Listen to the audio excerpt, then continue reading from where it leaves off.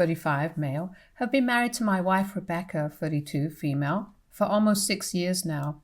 We've been together for almost 4 years before we got married, and now we even have 2 beautiful daughters together.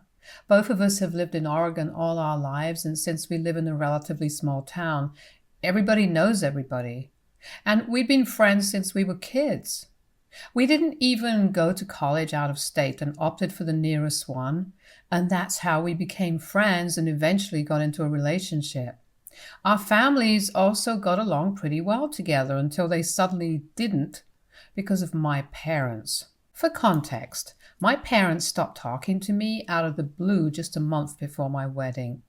And even at the wedding, they were a no-show, which was really shocking.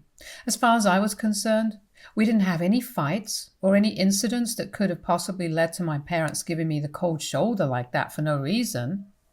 It's like one day they were just gone from my life, and no matter how hard I tried, I just couldn't get them back anymore. They blocked me and just disappeared from my life without any explanation. I tried several times to contact them, but I was blocked online, so I even visited them at their house, but their neighbors told me that they'd moved out and didn't think that they were going to be back anytime soon. This happened exactly 1 month before our wedding, and I was pretty stressed out because I had no idea where they were. It was only at my wedding reception that I realized where they were, because I'd been talking to a couple of my relatives on my mother's side, and they told me all about their move. They told me that my parents had moved to Seattle so they could take over my mother's uncle's business.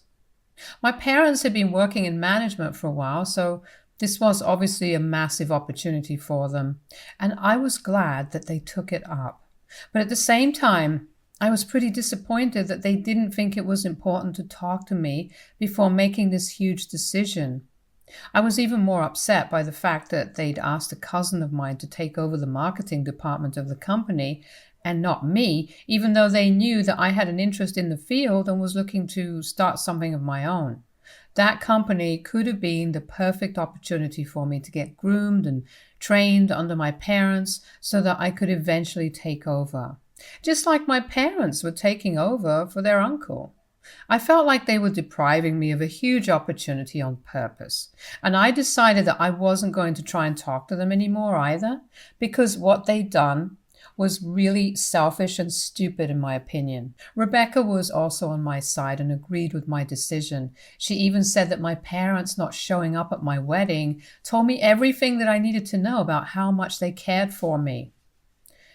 That was 6 years ago, and since then I haven't talked to my parents. I didn't even contact them when Rebecca got pregnant for the first time, and not even when our first daughter was born.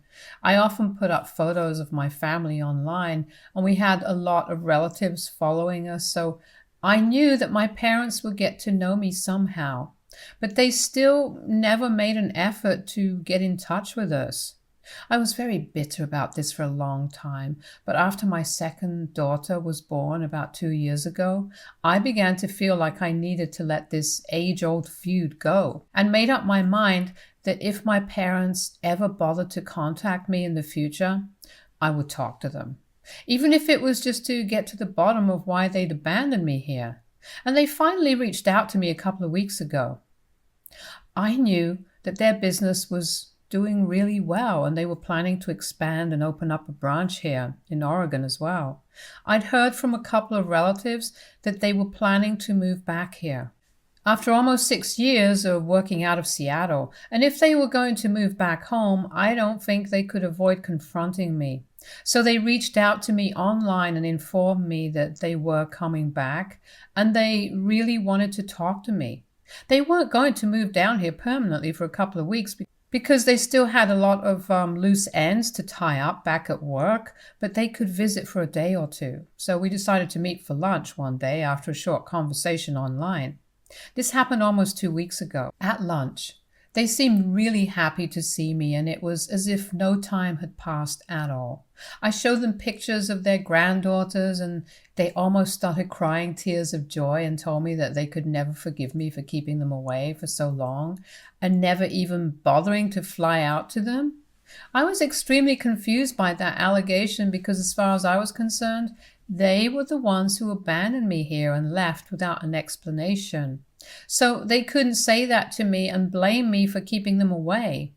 I reminded them that they were the ones who left and blocked me everywhere without even leaving an address for me to find out where they were so I could go see them. Then my mother told me that she'd sent me an email just in case I changed my mind.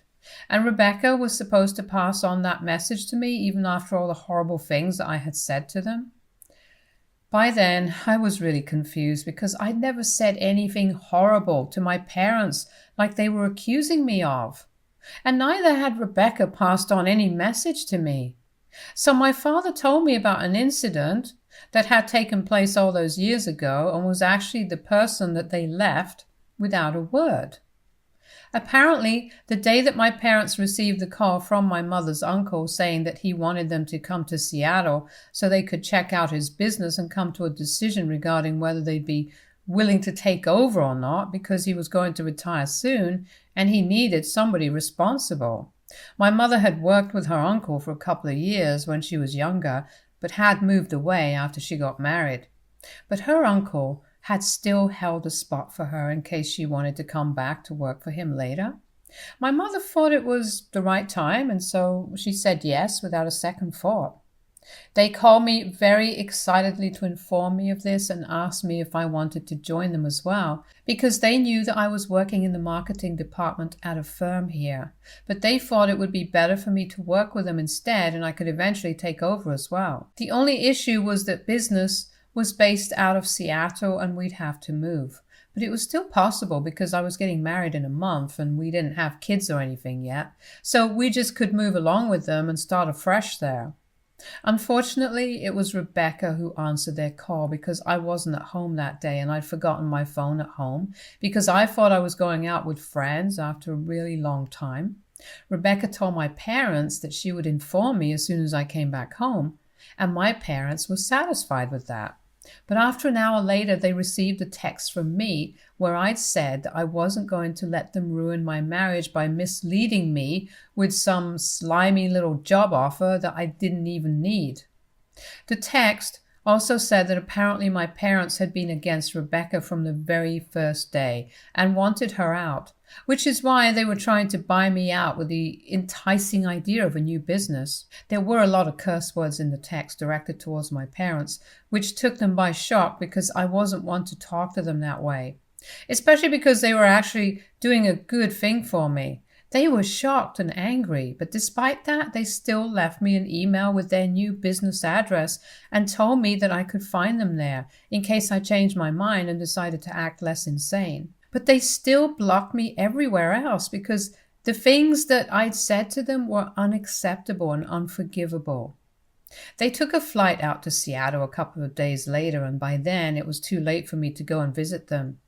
I tried several more times to see them, but they were just never at their house, and I could never just get the timing right.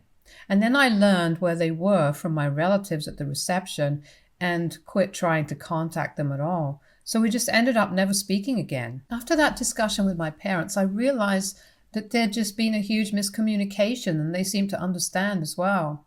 We didn't want to admit it at the time, but we knew deep down that Rebecca had everything to do with this. So I ended the lunch with my parents hastily and abruptly so I could go back home and talk to Rebecca instead. They were quite okay with it, and so I left as soon as I could. Thankfully, our kids were spending a day with Rebecca's parents, and when I came back home, it was just me and her. I hadn't told her earlier that I'd gone to meet my parents for lunch because I had this feeling that she didn't really like them and wouldn't approve of it if she knew that I was meeting them. But as soon as I came back home, I decided to cut to the chase and asked her point blank why she hadn't ever given me the message that my parents had left for me. She pretended to be confused for a while and told me that she didn't know what I was talking about, but I didn't back down and pressed on. I asked her if she deleted the text and the email from my phone as well. Then she finally stopped pretending and turned around to confess that she had indeed done all of those things that I was accusing her of, but she didn't seem sorry about it in the least, and instead told me that she'd done it all for my own good.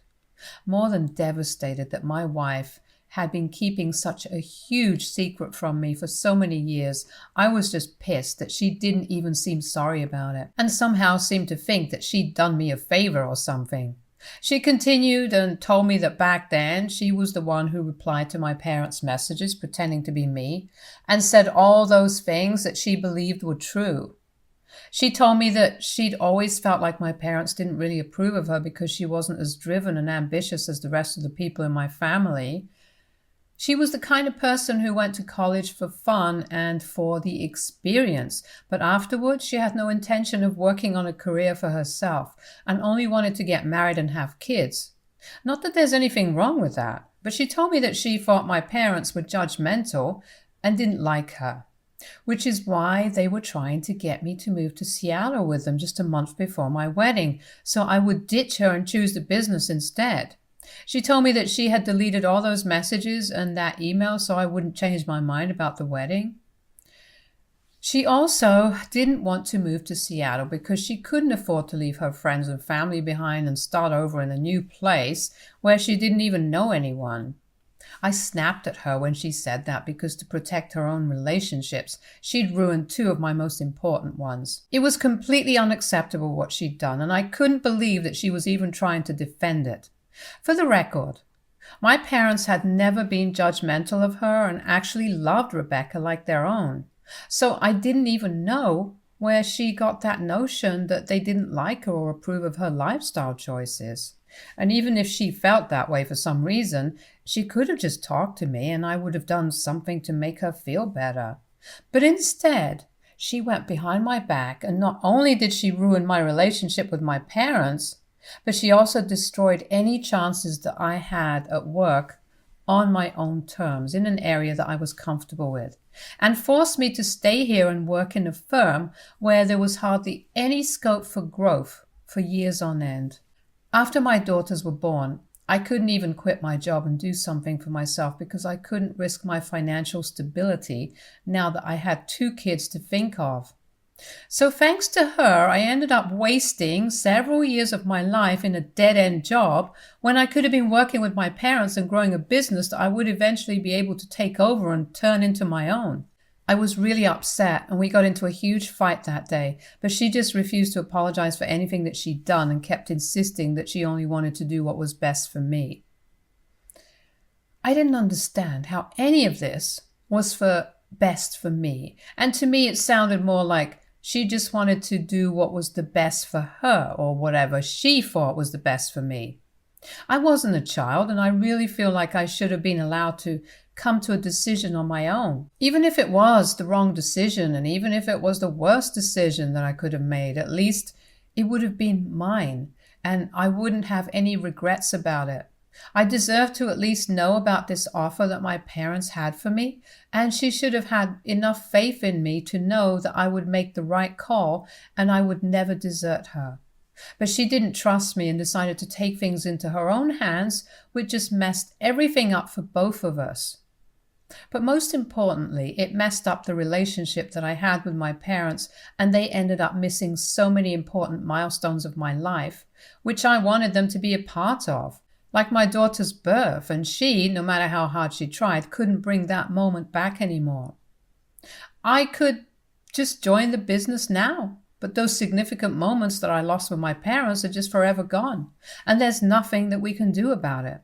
So if not anything else, then the least she could have done was apologize for that, but she just didn't think that anything she did was wrong, and refused to apologize for any of it. That entire fight was so frustrating that I ended up leaving the house and driving to a hotel so I wouldn't have to talk to her anymore, because I was just that frustrated with her. And everything that she did, mostly her refusal to acknowledge her mistakes and accept them. I put in my 2 weeks' notice at work that very evening and made up my mind that now I was going to join my parents and finally work in an environment that was actually conducive and didn't make me feel like it was sucking away at my soul. I didn't think about informing Rebecca about it, just like she hadn't bothered to inform me about so many things that she thought I didn't deserve to know. She tried to call me several times after I left, but I just turned my phone off because I really didn't want to talk to her at that point, and decided to watch a TV show and drink some wine instead. For the next 2 days, I didn't talk to her at all, but I really felt like I needed to see my kids. So I would drop in at home from time to time to meet them, but would ignore Rebecca and her attempts to get me to talk to her throughout. It wasn't easy because she just kept going on and tried to convince me that she was somehow not the bad guy here. But my parents were for bringing up a secret that she had managed to hide from me for so long, and said that they were still the ones trying to ruin our marriage even when things were going so well for us. By us, she obviously meant her because things were going that great for me. My income was decent, but I hated my job and I hated working at that firm even more because it was just so boring and mundane and nobody ever appreciated any new ideas. But all Rebecca cared about was the money. And as long as that was coming in, she didn't care about how I felt. In the past, there were even several instances where she even talked me out of looking for other jobs or starting my own business because she wanted a stable life. I didn't blame her for that, but it was just selfish to the core, and the fact that she kept blaming everybody but herself made it even worse. So a couple of days ago, when I was visiting in the evening to see the kids, she started ranting once more about how I was letting my parents take the steering wheel in our relationship and told me that I needed to think for myself. I couldn't take it anymore, and I told her that I finally was thinking for myself, and she was just mad that I wasn't being her little puppet anymore. She didn't like that and finally asked me a question, which is probably what made me come here. She admitted that she'd lied to me in the past, but then she asked me if I was happy with the life I had or not. She went on to say that if she hadn't lied to me, then I would have probably taken up my parents on that offer all those years ago. And then we probably would have had to cancel our wedding because I would want to move to Seattle, and there was no way that Rebecca was ready to make such a huge move and leave all her friends and family behind. And if we didn't get married, then I would never have the 2 daughters that I have now, and my life would be completely different. She asked me if that was really what I wanted, and that made me pause and rethink everything a little because I didn't know how to answer that question. So I just didn't reply to her and came back to the hotel. It's been a couple of days since then, and I haven't had enough courage to go back home yet. So far, I didn't have a plan on what to do after this, and I just figured that I would go back home once she apologized, but now I just don't know what to do anymore. I do love my daughters a lot, and I think they make my life infinitely better. I also love Rebecca in spite of everything, and it wasn't as if the past couple of years were all bad because I did have my good times, even at my workplace. Having said that, I truly don't know how to answer Rebecca's question, and I found myself actually reconsidering everything. I haven't talked to my parents about all of this yet because we're trying to keep conversation light.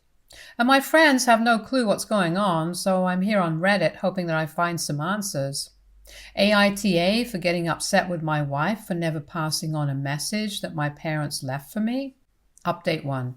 I finally talked to my parents about this, and they had just one thing to say. That Rebecca, no matter what the consequences were, should have been truthful and transparent with me. They also clarified that they'd only ever had one conversation about what Rebecca wanted to do in the future, where my mother had told her that she, being a working woman herself, would never discourage another woman from pursuing her own dreams. So if Rebecca was holding back on account of them, she didn't have to, and my parents told her that they would be supportive of her decision no matter what it was. For some reason, Rebecca thought that this was my parents being judgmental because she didn't want to work and only wanted to be a stay-at-home mom. It was a ridiculous conclusion to jump to, especially without even bothering to talk to them about this. In fact, I've kind of lost any respect that I had for Rebecca, and now I can't imagine myself going back to living with her anymore. It's been almost a week since we last met, and she hasn't tried to contact me, since she probably thinks that she totally owned me with that one question. The truth is, I might be happy with how my life turned out, but that's only because Rebecca shut a door that she wasn't even supposed to, and decided for me without consulting with me. Who knows how much happier I would have been had I been allowed to make that call for myself. The credit for my life turning out the way that it did goes to me, not to her. She might have given me two beautiful daughters, but she can't use them as leverage against me, not in this situation at least. After talking to my parents, I think I have a lot more clarity on what to do now. Even if I forgive Rebecca, I hardly think that I can continue with this marriage because I just won't ever be able to trust her or look at her the same way again. It's not even just about the business anymore. It's about her lying to me and then acting as if she did the right thing. I can't put up with that sort of behavior, and I really shouldn't have to. I've had a really hard time coming to this decision, but I think that a divorce is the only way forward for me right now. Update 2. So I filed for divorce a day ago, and I honestly feel so relieved and strangely free.